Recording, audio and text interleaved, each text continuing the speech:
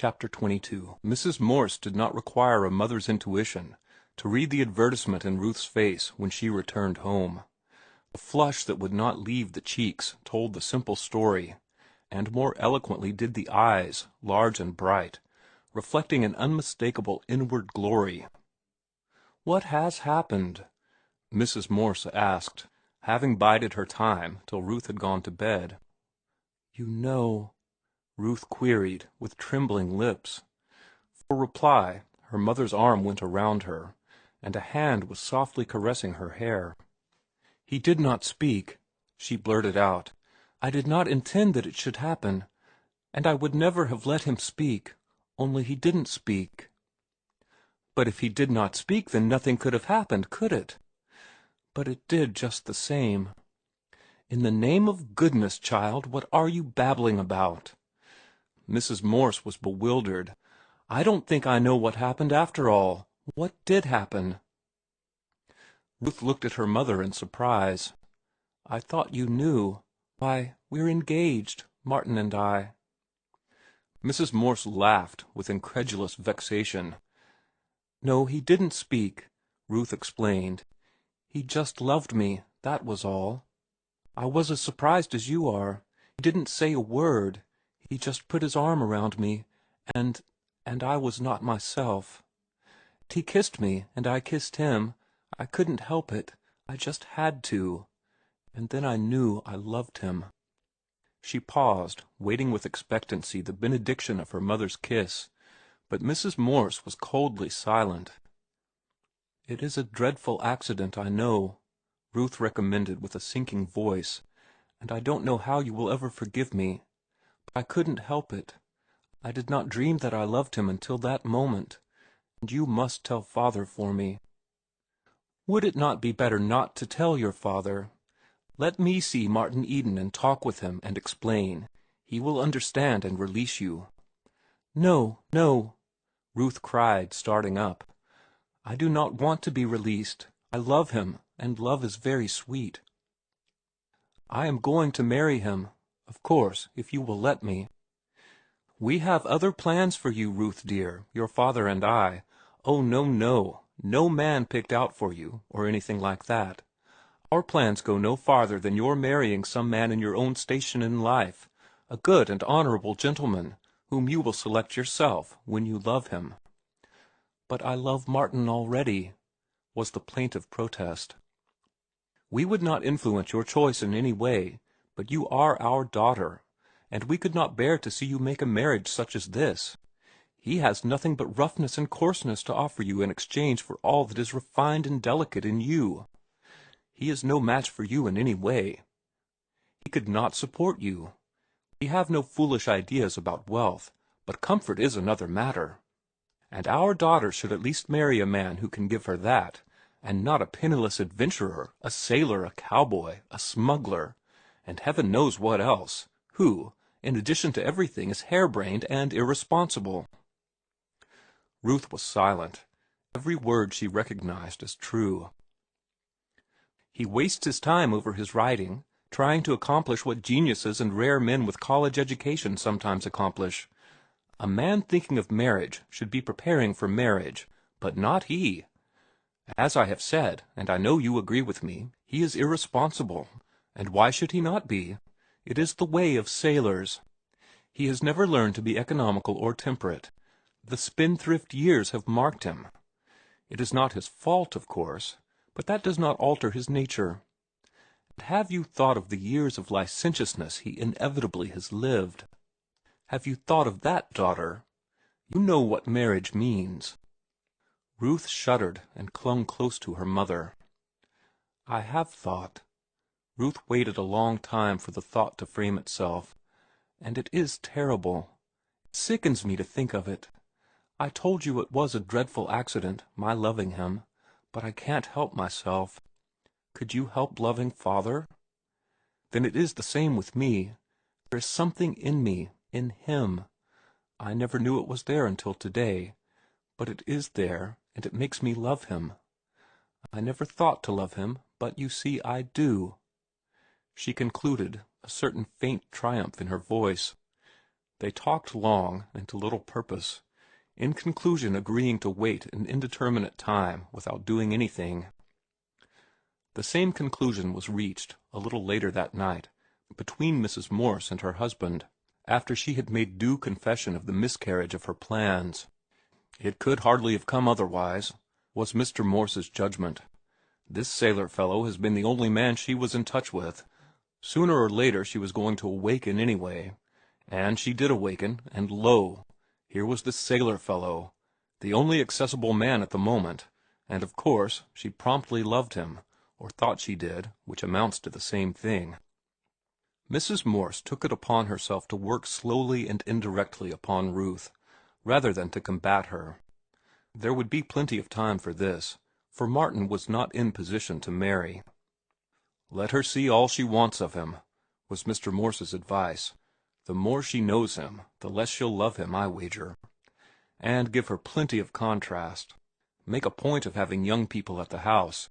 Young women and young men, all sorts of young men, clever men who have done something, or who are doing things, men of her own class, gentlemen. She can gauge him by them. They will show him up for what he is. And, after all, he is a mere boy of 21. Ruth is no more than a child. It is calf love with the pair of them, and they will grow out of it. So the matter rested.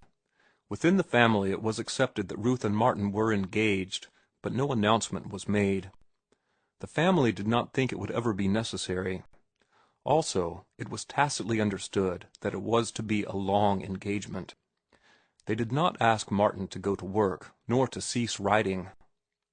They did not intend to encourage him to mend himself, and he aided and abetted them in their unfriendly designs, for going to work was farthest from his thoughts. "I wonder if you'll like what I've done," he said to Ruth several days later. "I've decided that boarding with my sister is too expensive, and I am going to board myself. I've rented a little room out in North Oakland, retired neighborhood and all the rest, you know, and I've bought an oil burner on which to cook." Ruth was overjoyed. The oil burner especially pleased her. "That was the way Mr. Butler began his start," she said. Martin frowned inwardly at the citation of that worthy gentleman, and went on. "I put stamps on all my manuscripts and started them off to the editors again. Then today I moved in, and tomorrow I start work." "A position!" she cried, betraying the gladness of her surprise in all her body, nestling closer to him, pressing his hand, smiling. "And you never told me. What is it?" He shook his head. "I meant that I was going to work at my writing." Her face fell, and he went on hastily.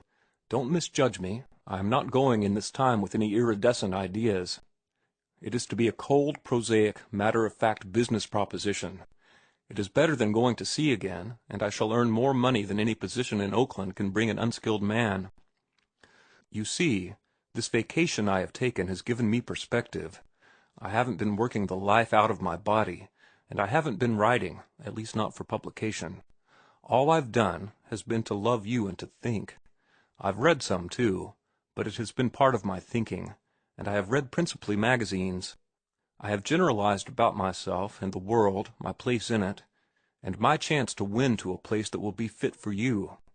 Also, I've been reading Spencer's Philosophy of Style, and found out a lot of what was the matter with me, or my writing, rather, and for that matter with most of the writing that is published every month in the magazines.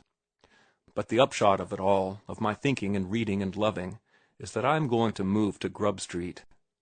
I shall leave masterpieces alone and do hack work, jokes, paragraphs, feature articles, humorous verse, and society verse, all the rot for which there seems to be so much demand. Then there are the newspaper syndicates, and the newspaper short story syndicates, and the syndicates for the Sunday supplements. I can go ahead and hammer out the stuff they want, and earn the equivalent of a good salary by it. There are freelances, you know, who earn as much as $400 or $500 a month. I don't care to become as they, but I'll earn a good living, and have plenty of time to myself, which I wouldn't have in any position. Then I'll have my spare time for study and for real work. In between the grind I'll try my hand at masterpieces, and I'll study and prepare myself for the writing of masterpieces. Why, I am amazed at the distance I have come already. When I first tried to write, I had nothing to write about except a few paltry experiences, which I neither understood nor appreciated. But I had no thoughts. I really didn't. I didn't even have the words with which to think. My experiences were so many meaningless pictures. But as I began to add to my knowledge and to my vocabulary, I saw something more in my experiences than mere pictures. I retained the pictures, and I found their interpretation. That was when I began to do good work, when I wrote adventure, joy, the pot, the wine of life, the jostling street, the love cycle, and the sea lyrics. I shall write more like them, and better. But I shall do it in my spare time. My feet are on the solid earth now. Hack work and income first, masterpieces afterward. Just to show you, I wrote half a dozen jokes last night for the comic weeklies, and just as I was going to bed, the thought struck me to try my hand at a triolet, a humorous one, and inside an hour I had written 4. They ought to be worth $1 apiece. $4 right there and a few afterthoughts on the way to bed. Of course, it's all valueless, just so much dull and sordid plodding. But it is no more dull and sordid than keeping books at $60 a month, adding up endless columns of meaningless figures until one dies. And furthermore, the hack work keeps me in touch with things literary, and gives me time to try bigger things. But what are the good of these bigger things, these masterpieces? Ruth demanded. You can't sell them. Oh, yes, I can, he began, but she interrupted. All those you named, and which you say yourself are good, you have not sold any of them. We can't get married on masterpieces that won't sell. Then we'll get married on triolets that will sell, he asserted stoutly, putting his arm around her and drawing a very unresponsive sweetheart toward him. Listen to this, he went on in attempted gaiety. It's not art, but it's $1. He came in when I was out. To borrow some tin was why he came in, and he went without. So I was in, and he was out. The merry lilt with which he had invested the jingle was at variance with the dejection that came into his face as he finished. He had drawn no smile from Ruth. She was looking at him in an earnest and troubled way. It may be $1, she said, but it is a jester's dollar, the fee of a clown. Don't you see, Martin? The whole thing is lowering. I want the man I love and honor to be something finer and higher than a perpetrator of jokes and doggerel. You want him to be like, say, Mr. Butler, he suggested. I know you don't like Mr. Butler, she began. Mr. Butler's all right, he interrupted. It's only his indigestion I find fault with.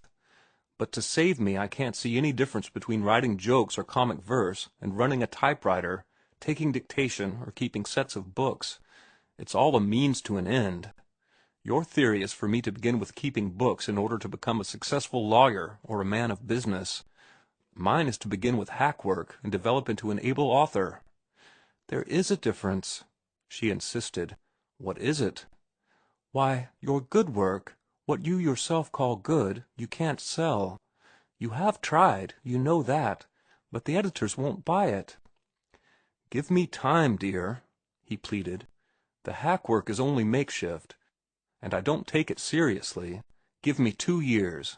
I shall succeed in that time, and the editors will be glad to buy my good work. I know what I am saying. I have faith in myself.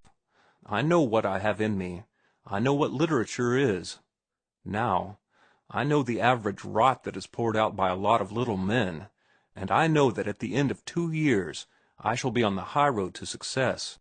As for business, I shall never succeed at it. I am not in sympathy with it. It strikes me as dull and stupid and mercenary and tricky. Anyway, I am not adapted to it. I'd never get beyond a clerkship, and how could you and I be happy on the paltry earnings of a clerk? I want the best of everything in the world for you, and the only time when I don't want it will be when there is something better, and I'm going to get it all. The income of a successful author makes Mr. Butler look cheap. A bestseller will earn anywhere between $50,000 and $100,000. Sometimes more and sometimes less, but as a rule, pretty close to those figures." She remained silent. Her disappointment was apparent. "Well?" he asked. "I had hoped and planned otherwise.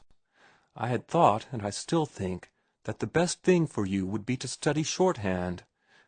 You already know typewriting, and go into father's office. You have a good mind, and I am confident you would succeed as a lawyer." End of chapter 22.